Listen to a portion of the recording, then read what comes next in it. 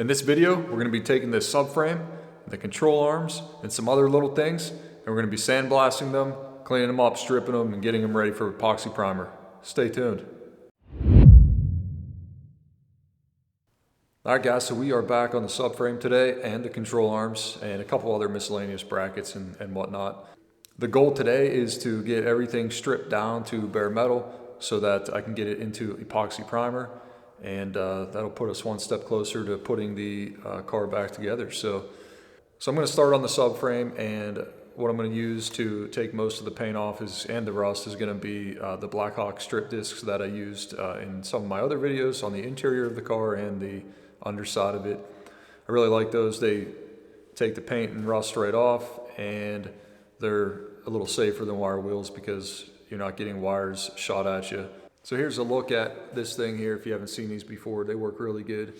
There's different brands out there and everything, different names. So I've already used this one down a good bit. I forget what I used it on. I used it on the rear end of the car there before I put down the Raptor liner on it. So it's worn down a little bit already, but it should still have a lot of life in it. So again, we'll start with that, and that'll take care of the flat spots. Anywhere where I can't get, I'll hit with the wire wheels on the 4.5-inch angle grinder, and then the remaining areas that I can't get, I'll spot blast with the Harbor Freight spot blaster. So I don't have a Sandblaster to take this outside and do that, and it's a little cold to be out there anyway. So all right, so I'm gonna go ahead and fire this thing up, and we'll see how far we get tonight.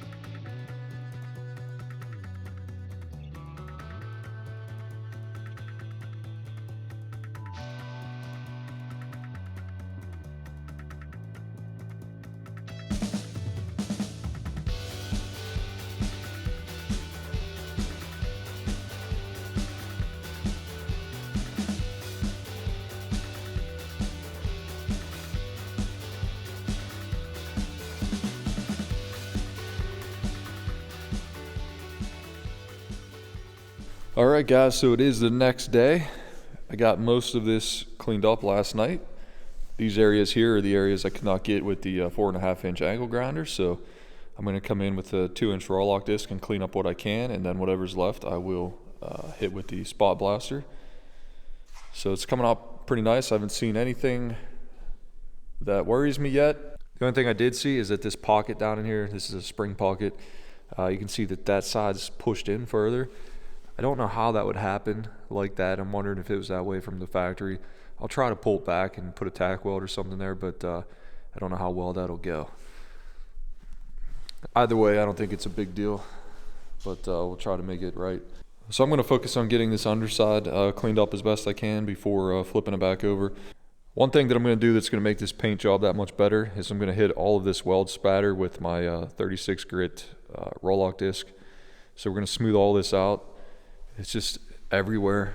You can see here, got it everywhere. Look at this big one right here. I don't even know what the heck that is. And then we just got it. If you keep going up the frame, you can just see it everywhere.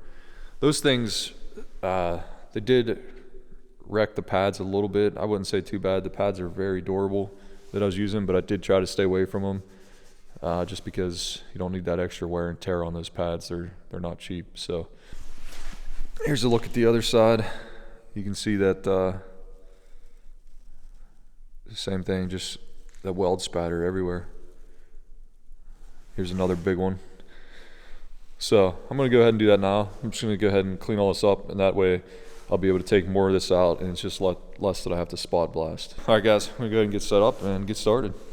All right, guys, quick check-in. So I got all of the weld splatter ground off smooth, so that looks a lot better. And I hit these things with the spot blaster, so those are coming along. Got a little bit more cleanup to do over here. And I hit this area as well. Here's a look at the spot blaster that I use. It works really good. The only problem with it is that you have to fill it up every 5 minutes, but I guess that's to be expected. So, you know, one of these things full did this piece here, a little bit over here, and I think some of this as well. So I've filled it up about 3 times now doing both sides. And all I do is I sweep everything up off the floor. I get it in a dustpan, and then you can see the leftovers here.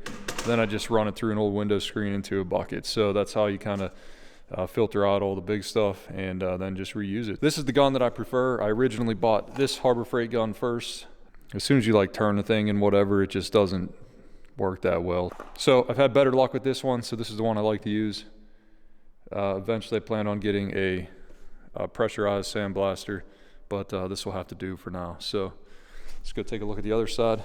So here's a look at this side. Nice and smooth, all the weld spatter's gone, and it's looking good. I'm not going for like a SEMA quality show here, so I just wanted to get rid of most of that, and it's looking good. So got all that cleaned up. Here we spot blasted this one as well. Got most of this stuff out of here, and this area also. All right, guys, so what I'm gonna do now is I'm just gonna get a wire wheel and just wire wheel all the edges where the welds come together, and we should be then pretty good on the bottom side here. There's a couple areas I got to get yet, like over there, but it's looking real good. It's all smoothed out. Oh, and I think I mentioned this before, but I've already replaced these here. They weren't that good, so I cut them out and replaced them way before I had a YouTube channel. So I have a little bit of grinding to do in here yet. I started a little bit, but I do need to get the little mini belt sander and come in here and smooth this out. So I think I'm gonna do that now before I flip this over, and use that to get maybe some of these other areas like over there. And I got a little bit right there yet. I can probably get that with the roloc disc, but we'll get it. And yes, sandblasting inside your shop makes an absolute mess. It's dusty, it's dirty. So if you have a nice shop, you may not want to do that in your shop. So I have this 100-year-old Quonset hut here. It collects dust on a daily basis because it's just not sealed up good at all, so I'm not too worried about it. What I do is when I'm all done, I'll take the leaf blower, I'll start back there, and I'll just work my way forward and blow it all out the door. All right, I'm gonna go ahead and clean up a few more of these areas underneath, take the wire wheel on the weld seams, and then I'll be done with this underside, and I'll flip it back over and finish off the top, and I think we'll finally be done with the subframe. And then we have to sandblast all these parts here.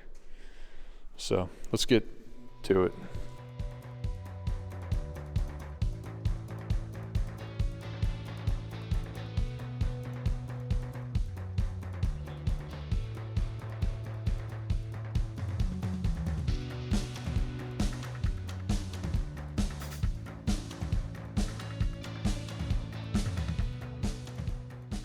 All right, guys, it is done and ready for epoxy primer.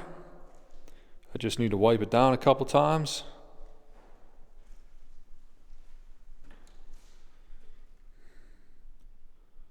So we got in there pretty good. The epoxy primer is really good at sealing stuff up. So if there is, a spot here or there that has a little bit of rust in it, I think it'll be fine based on my previous experience. But we're gonna wipe it down real good, give it another look over before we epoxy primer it. So if I do find any more areas that need sand, I'll hit them real quick. But for now, I think we're good. It's about 56 degrees in here today. I could probably put this in epoxy and get away with it, but I don't want to chance it. I want that stuff to stick really good. So I'm going to take this over to my father-in-law's maybe tomorrow and get some epoxy on it over there. He's got a wood burner over there, so we can heat up the garage to 70 or more. One thing I'm going to do though before I do that is spray Eastwood's internal frame coating in these frame rails. Both sides over here. I only have one can right now. The other can's in the mail. I don't know if it'll get here in time before I want to epoxy it. If not, I'll have to wait to epoxy it because I don't want that stuff running down fresh epoxy. So I think I will use the one can I have today and get this in here. I'll probably tape off the holes and everything so it doesn't run down the freshly cleaned up subframe here. But for now, we're going to focus our attention on this stuff. So I need to sandblast all this. I already sandblasted one control arm and one leaf spring mount over there. I need to strip this stuff down right here. I need to get those spindles free. I'm not going to use the rotors, even though they look somewhat new. I'm going to save the brake calipers because I may use those. And the backing plates I'll probably keep, but the spindles need taken off for now. And I don't know if I mentioned it or not, I degreased all this stuff before I started sanding it down and everything. It just made it a lot easier. So this has all been degreased. That hasn't, but I might do that later and hose that off once we get that off there. So let's see. I don't need the rear leaf spring brackets. They're not here. I already put them back because I got thicker ones, newer ones. I do need those, but I need to find black bump stops. And I'll be using the original motor mounts here along with these cross shafts. And my car was missing the other disc brake line bracket, so I ordered one on eBay. It's used. Hopefully it gets here soon too, because I want to make sure that when I put the top coat, I'm going to be using Eastwood's 2K chassis black on this stuff, and I want to make sure it all turns out the same color, so I don't want to be spraying pieces here and there. I mean, technically I shouldn't have to worry about that, but you never know. So I'm waiting on that little bracket and the can of internal frame coating. All right, so I guess the best thing to do is just get all this stuff stripped down and get it ready and go from there.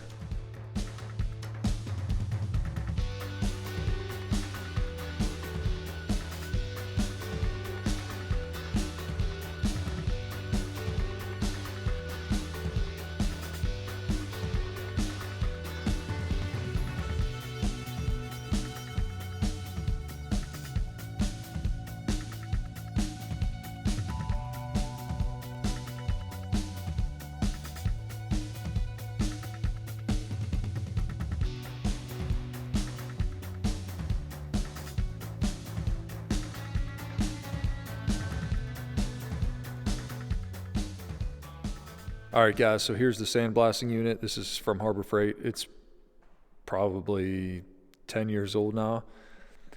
And it worked decent, but it had some problems. It surged, the light's hard to see, all that kind of stuff. So I found some videos online to help me modify this thing to make it run like a more expensive machine, let's say.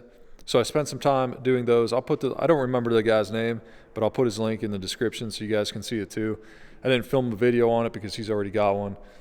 And then I also made this DIY dust collector over here.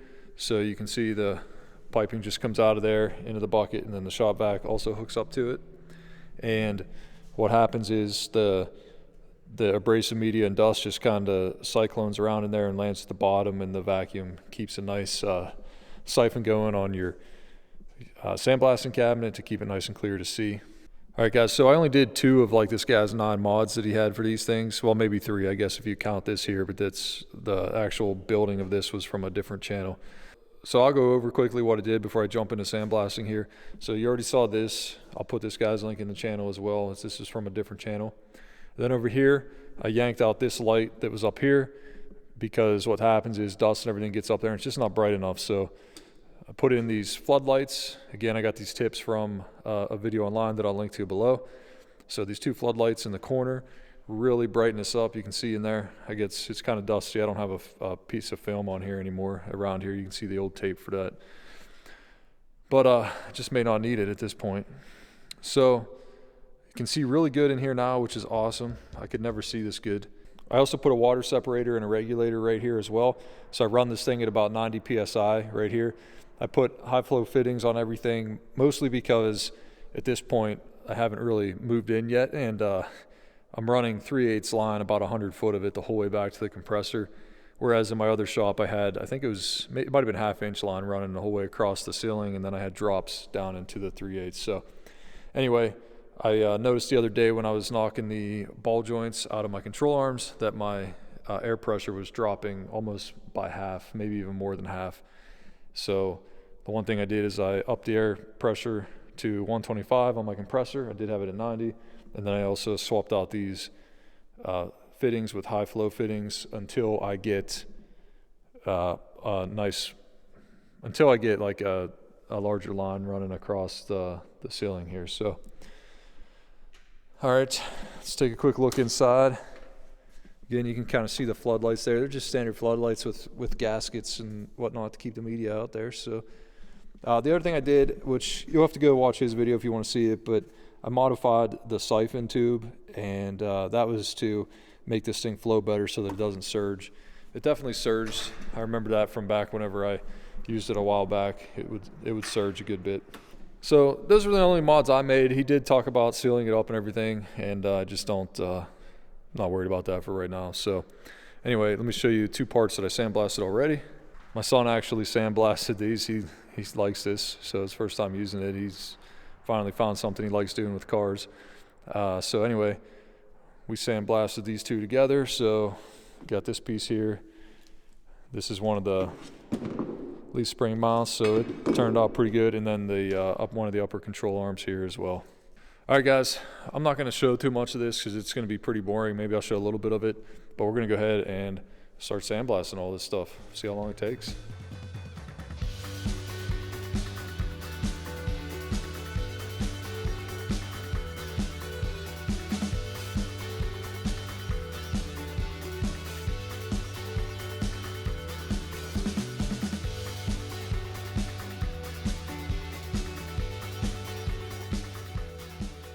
All right, guys, sandblasting is done, and I've relocated over to my father-in-law's where we got some heat. So we got this guy here keeping the place nice and warm. So here's a look at all the parts that I blasted in the Harbor Freight cabinet. All kinds of stuff to paint. See if we can keep them from blowing into each other here. Don't have a lot of space. And here's the subframe. Got it rigged up on a ladder here, just kind of standing there. So it's ready to go. I just need to wipe everything down with wax and grease remover. Before we do that though, I'm going to go ahead and spray all this internal stuff here with Eastwood's internal frame coating, and then we'll finally hit everything with Eastwood epoxy primer. So how do you guys like the old parts hanger here? If you take the wrong part off, this ladder is going to go flying. That makes it exciting. So anyway, I got all this stuff here ready to go. Just got to wipe everything down, and we'll be good to go.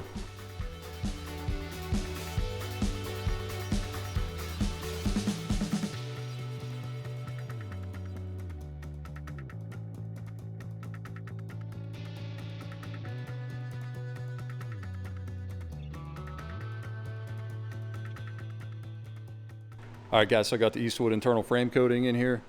One can did almost the whole frame. I'd probably guess that there's some bare spots in there, but one can's all I have. So we're gonna go ahead and start wiping stuff down to get it in epoxy primer. I just don't want to let this stuff sitting too long without any coating on it, because I don't want all my hard work to be undone with rust. All right, guys, so here is what I'm using to wipe everything down.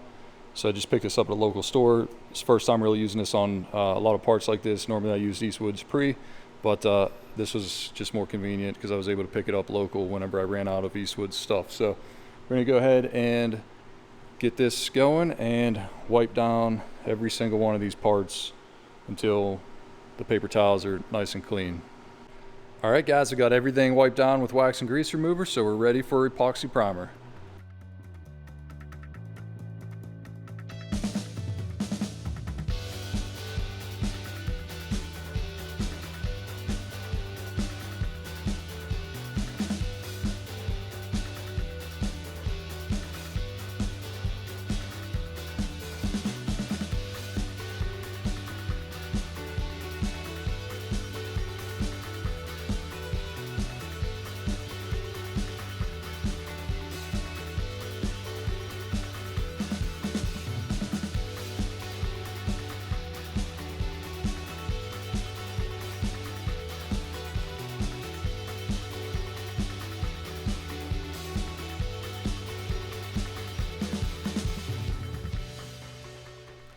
All right, guys, first coat is on.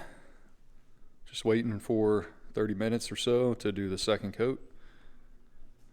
It's turning out real good.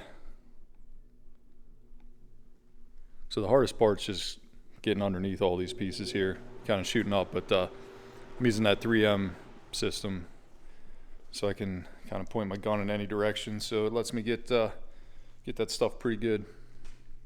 So, all right, we'll get back and get the second coat on.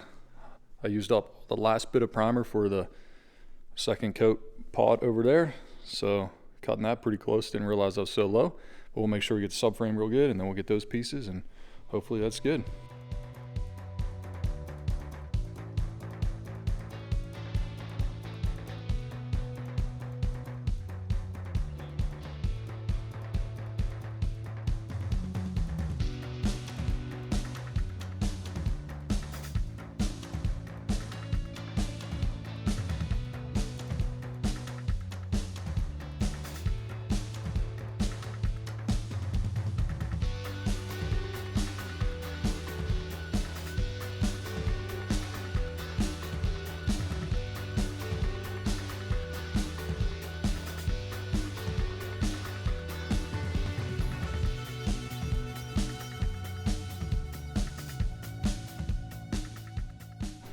Alright guys, it's been about 24 hours since I sprayed the epoxy on all these parts. They turned out really nice. So now I'm going to spray the Eastwood 2K chassis black. I'm going to use a satin color. I don't know if I'm going to film that because it looks exactly the same as spraying primer, but I'll definitely show you what it looks like after the fact. But the subframe turned out really good as far as the epoxy goes, so hopefully this stuff lays down nice too.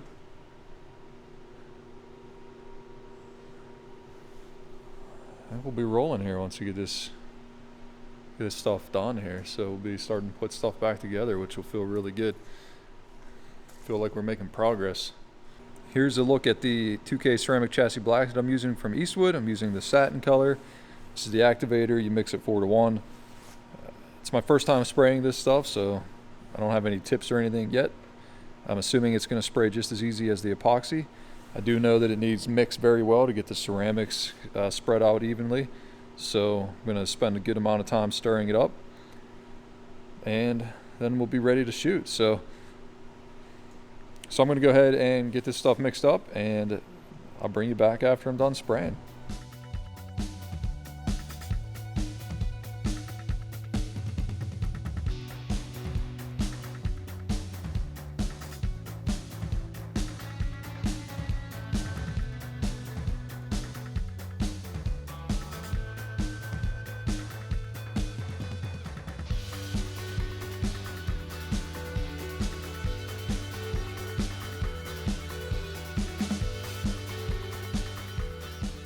Alrighty guys, it's been a few days since I've applied the 2K chassis black from Eastwood. It was a little more difficult to spray than I anticipated, and that is simply because I think I should have used the 1.8 tip instead of the 1.4. But nonetheless, we got her done, and the parts look really good. So they're a little rougher than I expected, but again, I think that's because of the spray pattern and everything that I had there. I started off a little rough and then I got better with it. So I had to really slow down the paint gun to get a nice even coat on this. And it might even have been worth reducing the chassis black with the 10% that it says you can do. So lesson learned for the next time, but nonetheless, it turned out really good. So very happy with it. And it's time to take these parts back and start putting them back together. So that's the plan right now. Just take all these back to my shop and start putting that stuff back on here.